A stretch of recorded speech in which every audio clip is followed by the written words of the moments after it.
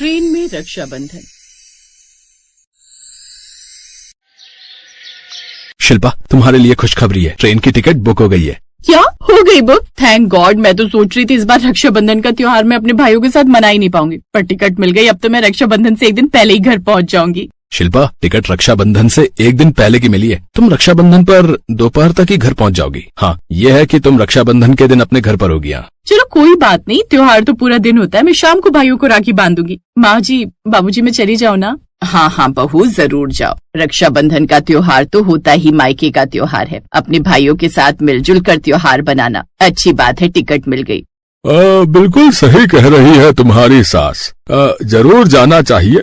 एक साल बाद तो त्योहार आता है, अपने भाइयों के साथ मिलकर मनाना चाहिए उसे, है? बिंदु दीदी भी रक्षाबंधन पर घर आ रही हैं। मैंने भी उस दिन छुट्टी ले ली है। हम लोग यहाँ पर सब संभाल लेंगे। तुम आराम से बच्चों के साथ जाओ, मैं तुम्हें स्टेशन छोड़ाऊंगा। और फिर अगले दिन राकेश शिल्पा और दोनों बच्चों खुशी और वंश को मुंबई जाने वाली ट्रेन में बिठा देता है। शिल्पा और बच्चे बहुत खुश थे। ट्रेन में शिल्पा को और भी परिवार मिल गए जो रक्षाबंधन पर अपने अपने घर जा रहे थे। उन्हीं में से एक परिवार अर्चना का भी था। अर्चना के भी शिल्पा की तरह ही 2 छोटे बच्चे थे, नैन्सी और वरुण। मेरे मम्मी पापा तो अभी इसी साल मुंबई शिफ्ट हुए हैं। पहले वो पूना रहते थे। ओह अच्छा, मैं तो हुई मुंबई की, मेरी पैदाइश भी वहीं की है। मेरे मम्मी पापा शुरू से मुंबई में ही रहते थे। फिर तो तुम मुंबई को पूरी तरह से जानती होगी। हाँ बिल्कुल, मुंबई की हर गली हर सड़क मुझे पता है। एक काम करते हैं, तुम मुझे अपना एड्रेस दे दो, फिर तुम राखी के बाद कुछ दिन रुकोगी जैसे मैं रुक रही हूँ, तो मैं तुम्हें पूरा मुंबई घुमाऊंगी। हाँ ये ठीक रहेगा। पापा को भी अब इतनी जगह घूमने की पता नहीं है, क्योंकि वो सारा दिन काम पर रहते हैं। भाई भी ऑफिस रहते हैं, तो इतना टाइम ही नहीं होता। मैं तुम्हारे साथ ही बच्चों को घुमा लाऊंगी, मम्मी को भी ले चलेंगे। हाँ ठीक है, तो फिर डन करते हैं। राखी के अगले दिन हम घूमने जाएंगे। इसी तरह से शिल्पा और अर्चना आपस में बातें करती रही। उन्हीं के बीच एक बुजुर्ग दंपति भी जुड़ गए। और लीजिए ना अंकल जी, आंटी जी आप भी लीजिए ना, मेरे पास काफी खाना है। बस बेटी धन्यवाद, पूरी आलू बहुत स्वाद बनाए हैं। पता नहीं पराठे और अचार टिफिन में पैक भी किया था, आते आते मेज पर ही छूट गया। उम्र के साथ साथ याददाश्त कमजोर हो गई है। बूढ़ा आदमी, बस बेटा, मैं भी और नहीं लूंगा। बहुत पेट भर गया। तुमने बहुत सारे पूड़ी आलू खिला दिए। अंकल जी आंटी जी, ये घेवर चखिए, मैंने घर पर बनाया है। घेवर तो बहुत अच्छा लग रहा है देखने में। तुम्हें आता है बनाना? अरे आजकल रील्स में घेवर बनाना सिखा रहे हैं। 4 चम्मच घी में थोड़ी सी बर्फ डालकर उसे अच्छे से घुमाया, फिर उसमें मैदा और ठंडा दूध डालकर और अच्छे से घुमाया। बस इसी तरह से पूरी रेसिपी सीखी। पहली बार में तो बना ही नहीं था, फिर मैंने भी सोच लिया था इस बार तो मैं घेवर बना कर ही लेकर जाऊंगी, और देखना बन ही गया। मस्त बनाया। बेटी प्यार से कुछ भी बनाओ तो जरूर अच्छा बनता है। और फिर तुम तो अपने भाइयों के लिए, अपने मायके वालों के लिए घेवर अपने हाथों से बना कर ले जा रही हो, तो ये तो अच्छा बनना ही था। इसमें तुम्हारा प्यार जो मिला हुआ है, बहुत स्वाद बनाया है। और मीठा भी बहुत हल्का है बेटी। भाई हमें तो मजा आ गया। मुंबई बेटी के घर पहुंचकर हम तुम्हारे बारे में जरूर बताएंगे। अच्छा, तो आप अपनी बेटी के घर जा रहे हैं अंकल जी? हाँ बेटी, हम अपनी बेटी के घर जा रहे हैं। हमारी बेटी के बेटा हुआ है। वो रक्षाबंधन पर आ नहीं सकती, वरना आती तो अपने चाचा ताऊ के बच्चों को बांध देती राखी। पर अब आना मुश्किल है, तो हम ही राखी पर बेटी के घर जा रहे हैं। नातिन से भी मिलना हो जाएगा और बेटी राखी भी दे देगी, तो वो भी लेते आएंगे। ऐसे ही बातें करते करते रात के 11 बज गए। सब लोग अपनी अपनी सीट पर सोने की तैयारी करने लगे। शिल्पा और अर्चना ने अपने दोनों बच्चों को सीट पर सुला दिया। उन्हें पास की बोगी में से कुछ गाने बजाने की आवाज आ रही थी। ये पास वाले डिब्बे में कोई है क्या? इस समय गाना बजाना कौन कर रहा है, और वो भी देशभक्ति की? बराबर वाले डिब्बे में कुछ फौजी बैठे हैं जो आपस में मिलकर देशभक्ति गीत गा रहे हैं। इन्होंने पूछा था, कह रहे थे रक्षाबंधन की छुट्टियों में घर जा रहे हैं। हाँ, इन्हें भी तो त्योहार पर ही जाने को मिलता है, वरना ये लोग तो हमेशा हम सबकी सुरक्षा के लिए बॉर्डर पर ही तैनात रहते हैं। बातें करते करते सब लोग गहरी नींद में सो गए। अचानक रात के 2 बजे एक सुनसान स्टेशन पर गाड़ी रुक गई और कुछ डाकू बदमाश उसी डिब्बे में चढ़े जिसमें शिल्पा और अर्चना के साथ और लोग बैठे हुए थे। बदमाशों ने सबके सिर पर बंदूक तान दी। तभी एक डाकू, अगर किसी ने भी हिलने डुलने की कोशिश की तो बंदूक की गोली सीधा दिमाग से गुजर जाएगी, इसीलिए सब चुपचाप बैठ जाओ। और जिसके पास भी जेवर रुपए पैसे हैं, सब इस कपड़े पर रख दो, हम किसी को कुछ नहीं कहेंगे। हम सिर्फ लूट मार करने आए हैं और लूट मार करके चले जाएंगे। अरे अगर किसी ने भी बीच में टोका टाकी की तो फिर उसका अंजाम बहुत बुरा होगा, बता रहे हैं। हमें मजबूरन गोली चलानी पड़ेगी भाई। अर्चना, हमें कुछ करना होगा। बराबर वाले डिब्बे में कुछ फौजी बैठे हैं, हमें से किसी को उन्हें बताना होगा। वही अब इन बदमाशों को पकड़ सकते हैं, वरना इनका कोई भरोसा नहीं। हमसे सामान और जेवर लेकर ये लोग हमें मार कर भी जा सकते हैं, पर बराबर वाले डिब्बे तक जाएगा कौन? मैं कोशिश करती हूँ कोई बहाना लगाना होगा। तो बच्चों का ध्यान रखना।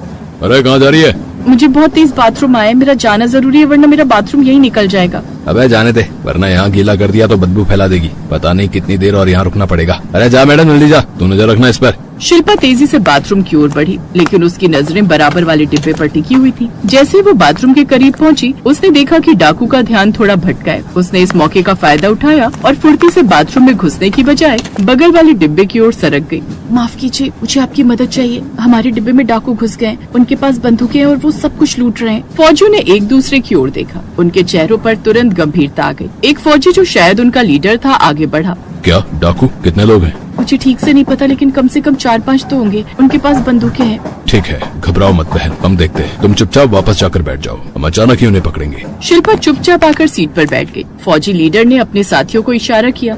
वे बिना कोई शोर किए धीरे धीरे शिल्पा के डिब्बे की ओर बढ़ने लगे। फौजी लीडर की आवाज पूरे डिब्बे में गूंज उठी। डाकू चौंक गए। उन्होंने पलटकर देखा तो सामने राइफल ताने हुए फौजी खड़े थे। एक पल के लिए सब कुछ थम सा गया। कुछ ही पलों में डाकू पकड़े गए और उनकी बंदूकें छीन ली गईं। डिब्बे में मौजूद लोगों ने राहत की सांस ली। आप लोगों ने तो हमारी जान बचा ली बेटा, भगवान आपका भला करे।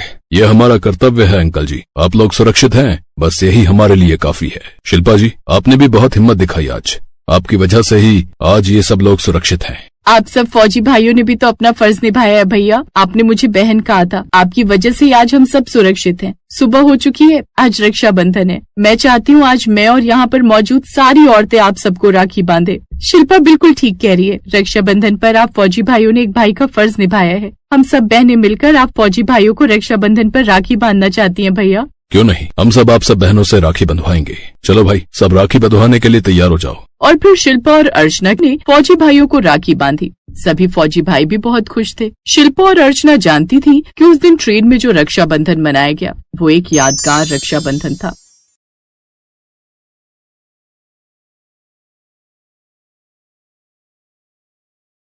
अनिकेत को ऑफिस का काफी काम था, इसलिए वो देर रात तक काम करता रहा। और सुबह जब उसकी आंख खुली तो अनिकेत हड़बड़ाहट में उठता है और जल्दी से बाथरूम की ओर जाता है। फिर जल्दी से नहाकर वो बाहर आता है तो देखता है कि उसके कपड़े प्रेस किए हुए बिस्तर पर रखे हैं। वो जल्दी से तैयार होकर कमरे से बाहर आता है और टेबल पर रखी नाश्ते की प्लेट में से एक आलू का पराठा हाथ में पकड़कर वो ऑफिस के लिए निकलने लगता है। तभी उसकी सबसे छोटी और मोटी बहन रूपाली उसे टोकते हुए कहती है, क्या है भैया, ये इस एक पराठे से क्या आपका पेट भर जाएगा? अब भरेगा तो नहीं मोटू, लेकिन लेट हो रहा ना, इसलिए बिल्कुल भी बैठकर खाने का समय नहीं है। मैं लंच ठीक से खा लूंगा। अच्छा, और लंच में क्या खाएंगे? बाहर का तो आप कुछ खाते नहीं और घर का लेकर नहीं जा रहे। अरे वो अब हकलाना बंद करो और चुपचाप यहाँ बैठकर आराम से नाश्ता कीजिए। अभी पूरा पौना घंटा बाकी है आपके ऑफिस टाइमिंग में। तब तक राजमा चावल भी बनकर तैयार हो जाएंगे। मैं आपके लिए लंच के लिए वो भी पैक कर दूंगी। अरे वाह, तो पहले बताना चाहिए था ना कि अभी समय है, और ऊपर से तुम मेरे फेवरेट राजमा चावल बना रही हो। फिर तो मैं जरूर लंच लेकर जाऊंगा, भले ही मुझे देरी क्यों ना हो जाए। ओए मोटी, ऐसा कर 2 पराठे और ले आजा। ये हुई ना बात। अनिकेत आराम से बैठकर आलू के पराठे खाने लगता है। तभी उसकी 5 बहनें वहाँ खड़े होकर उसको देख रही होती हैं। उन्हें देखकर अनिकेत कहता है, अरे तुम 5 मुझे यूं घूर कर क्यों देख रही हो? तुम 5 का व्रत है क्या? हम क्यों व्रत रखेंगे भैया? तो फिर मुझे घूर कर क्यों देख रही हो भाई? तुम सब भी बैठकर खाना खा लो ना। हम आपको इसलिए घूर रहे हैं क्योंकि आप अपना बिल्कुल भी ध्यान नहीं रखते। अगर हम आपको रोकते नहीं तो आप तो उसे एक आलू के पराठे को खाकर ही सारा दिन निकाल देते। और आपको याद नहीं क्या भैया, माँ हमेशा क्या कहती थी कि कभी भी खाली पेट घर से नहीं जाना चाहिए। सच में मैं बड़ा किस्मत वाला हूँ जो मुझे तुम 5 ख्याल रखने वाली प्यारी बहनें मिली हैं। अब देखो ना, सुबह लेट उठने के बाद भी सब कुछ मुझे करा कराया मिल गया। यहाँ तक कि अलमारी से कपड़े तक भी नहीं निकालने पड़े। आप भी तो हमारा कितना ख्याल रखते हो भैया। हम 5 की खुशी के लिए दिन रात मेहनत करते हो, तो आपका ख्याल रखना तो हमारा फर्ज है। और माँ बाबा के जाने के बाद एक आप ही हो जिसने हमें माँ बाप दोनों का प्यार दिया है। ऐसे ही समय बीता। एक रोज अनिकेत अपने दोस्त के साथ लंच कर रहा था। फाइनली मेरी बहन की शादी तय हो गई यार। अब कुछ दिनों के बाद वो अपने ससुराल जाएगी और फिर घर का बड़ा एसी वाला कमरा मेरा। अबे साले, तुझे अपनी बहन की शादी की ज्यादा खुशी है या एसी वाला कमरा मिलने की? यार सच कहूं तो कमरा मिलने की। नहीं नहीं, सच कहूं तो दोनों की यार। मेरी बहन है मुझसे बड़ी, लेकिन हरकत बिल्कुल बच्चों की तरह करती है। वो मुझसे रोज लड़ती है यार। कई दिनों से उसके लिए लड़का ढूंढ रहे थे, लेकिन अब जाकर कोई अच्छा लड़का मिला है उसके लिए। इस बार उसका इस शादी से पहले का आखिरी रक्षाबंधन होगा, तो सोच रहा हूँ कि इस बार उसे क्या गिफ्ट दूं यार। अच्छा सा सजेस्ट करना यार। शादी में तो वो सब अपनी पसंद का लेगी, तो राखी पर उसे क्या दूं? अबे तो खुद मुझसे पूछ रहा है यार। तेरी तो एक बहन है तो तू इतना सोच रहा है, मेरी सोच 5 बहनें हैं। अब उन सबको क्या दूं, कुछ समझ में नहीं आ रहा यार। ऊपर से मैं अभी तक उनके लिए एक भी रिश्ता नहीं ढूंढ पाया यार। यार अनिकेत, अब एक बहन हो तो बताऊं, तेरी 5 बहनों के लिए मैं क्या ही बताऊं यार। अच्छा सुन, मेरी मान तो तू ना सबको शगुन के लिफाफे में 100-100 रुपए डाल के दे दे यार, सस्ते में निपट जाएगा। और रही बात शादी की, तो वो तो तेरे ऊपर बड़ी जिम्मेदारी है, जानता हूं। लेकिन किसी भी तरह मुझे पायल के लिए लड़का ढूंढना ही होगा यार। आज नहीं तो कल उसकी शादी तो करवानी ही है ना। अरे ये क्या यार, तेरी बातों के चक्कर में तो सारा खाना ही ठंडा हो गया। खाना। अनिकेत की बहनें अब बड़ी होने लगी थी, इसलिए अब अनिकेत को उनकी शादी की चिंता सताने लगी और वो अब उनके लिए लड़का ही ढूंढता रहता। ऐसी एक रोज जब पायल एक लड़के से बात कर रही थी, तभी अनिकेत कमरे से बाहर आ जाता है और पायल को दरवाजे पर उस लड़के से बात करते हुए देख लेता है। जब वो लड़का वहां से जाता है तो अनिकेत, वाह, अरे वाह, क्या पसंद है तेरी है? तूने तो बड़ा हैंडसम लड़का पसंद किया अपने लिए। भैया ये आप क्या कह रहे हो? अरे शर्मा मत पगली, तू बता क्या नाम है उसका। अरे तेरे हाथ पीले हो जाए तो सबसे ज्यादा खुशी तो मुझे ही होगी ना। तभी वो लड़का वापस आकर कहता है, ठीक है मैडम, तो मैं ये रद्दी लेने कल आ जाऊंगा। हैं? रद्दी? पायल, तू अपने होने वाले पति से अब रद्दी उठवाएगी? अरे तेरे ससुराल वाले क्या कहेंगे यार? अरे भैया ये कबाड़ी वाला है। हैं? कबाड़ी वाला? चलो कोई नहीं, प्यार तो अंधा होता है ना। और वैसे भी आजकल रद्दी वाला भी अच्छा कमा लेता है। बताओ भाई कितना कमा लेते हो? क्या भाई साहब, कबाड़ी वाला मैं हूँ और कचरा आपके दिमाग में भरा हुआ है। ओह सॉरी, माफ करना भाई साहब। भैया आपने टेंशन के चलते कहीं सच में पायल दी की शादी कबाड़ी वाले से मत करा देना। हाँ नहीं तो हम सबको उसे कबाड़ी जीजू कहकर बुलाना होगा। अच्छा अब ये सब छोड़ो। वैसे भैया आपको याद है ना आज संडे और आपने हम सबको प्रॉमिस किया था कि आप हमें रक्षाबंधन की शॉपिंग के लिए मार्केट लेकर जाएंगे। ओह तो आज मेरा कंगाल होने का दिन है। अच्छा चलो ठीक है, अब तुम सब तैयार हो जाओ, फिर हम सब शॉपिंग पर चलते हैं। अनिकेत अपनी सभी बहनों को खरीदारी के लिए एक शोरूम ले जाता है, जहां वो सब अपने लिए कपड़े और सुंदर सुंदर राखी खरीदती हैं। लेकिन इन सब में उसके काफी पैसे खर्च हो जाते हैं। हे भगवान, काफी पैसे खर्च हो गए। अभी तो बिजली का बिल, पानी का बिल और घर में राशन भरवाना बाकी है, और अभी तनख्वाह आने में 10 दिन बाकी हैं। लेकिन कोई बात नहीं, इन पैसों के बदले जो मैं इनके चेहरे पर खुशी देख पा रहा हूँ, उससे एक अलग ही सुकून है। अरे भैया आप अपने लिए कुछ नहीं ले रहे? नहीं, मेरे पास अभी कपड़े रखे हैं। वो कुर्ता पजामा लिया था ना दिवाली पर, तो बस वही पहन लूंगा। वो सब घर आ जाते हैं, लेकिन अब अनिकेत काफी परेशान था। अब उसके बाकी पैसे, बिजली का बिल, घर का राशन और बाकी खर्चों में निकल गए। अब उसके समझ में नहीं आ रहा था कि वो अपनी 5 बहनों को राखी का गिफ्ट कहाँ से लाकर देगा। अगले दिन वो ऑफिस में रौनक से इस बारे में बात करता है। यार रौनक, वो मुझे कुछ पैसों की मदद चाहिए यार। साल में एक बार ये त्योहार आता है ना, तो अपनी बहनों को कुछ नहीं दे पाऊंगा, तो अच्छा नहीं लगेगा यार। माफ करना दोस्त, लेकिन तू तो जानता है ना, शादी वाला घर है तो पैसे कहीं ना कहीं खर्च हो जा रहे हैं यार। लेकिन उनकी ये सारी बातें रूपाली फोन पर सुन लेती है। दरअसल गलती से अनिकेत के हाथों उसका नंबर डायल हो गया होता है। अब वो समझ जाती है और अपने बहनों से इस बारे में बात करती है। और फिर अगले दिन, अनिकेत, पैसों का इंतजाम हो गया है, ये ले रख ले। ऐसे ही राखी वाला दिन आ जाता है। फिर एक एक कर सभी अपने भाई की कलाई पर राखी बांधती हैं। आप जैसा भाई भगवान हर बहन को दे, जो अपनी बहनों को माँ बाप जैसा प्यार दे। हाँ भैया, ऊपर वाला आपको सारी खुशियां दे। तुम 5 ही तो मेरी खुशी हो, तुम सब भी हमेशा खुश रहो। कुछ दिन बाद अनिकेत तनख्वाह आने पर रौनक को पैसे लौटाता है, तो रौनक उससे कहता है, अरे ये पैसे मुझे नहीं चाहिए भाई, क्योंकि ये मेरे पैसे हैं ही नहीं। ये तो मुझे तुम्हारी 5 बहनों ने दिए थे, जो उन्होंने अपनी पॉकेट मनी से जोड़े थे, ताकि तुम उनके लिए बिना परेशानी के तोहफे ले सको। और यार उन सब ने तो मुझे तुम्हें कुछ भी बताने से मना भी किया था।